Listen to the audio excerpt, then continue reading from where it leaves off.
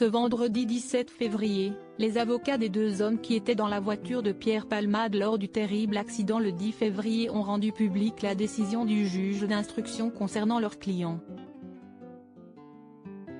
Dans la soirée de ce vendredi 17 février, Pierre Palmade a été mis en examen et assigné à résidence, sous bracelet électronique, dans un service d'addictologie, suite au dramatique accident survenu il y a une semaine, le 10 février. Le sort des deux hommes qui étaient dans sa voiture et qui avaient été activement recherchés pendant plusieurs jours après avoir quitté les lieux du drame est également connu. Mais Nathalie Fontenot, l'avocate du premier passager de la voiture conduite par Pierre Palmade, a annoncé que son client n'était pas mis en examen. Il a toutefois été placé sous le statut de témoin assisté. Il est reproché à mon client la non-assistance à personne en danger, a déclaré l'avocate. La juge d'instruction en a décidé autrement puisqu'elle a estimé qu'il n'y avait pas les éléments nécessaires pour le mettre en examen.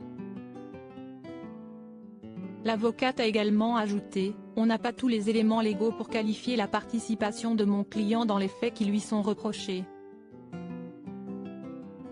Le premier passager dormait au moment des faits, selon son avocate. Le témoin assisté, qui est un homme de 33 ans de nationalité marocaine en situation irrégulière, a été interpellé ce mercredi 15 février à Clichy-la-Garenne, Hauts-de-Seine, aux alentours de 6h30. La veille de l'accident de Pierre Palmade, il s'était rendu dans une pharmacie pour acheter des seringues.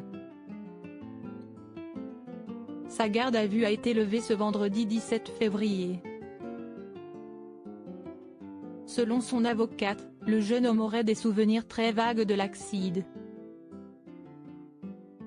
Celui-ci dormait au moment des faits.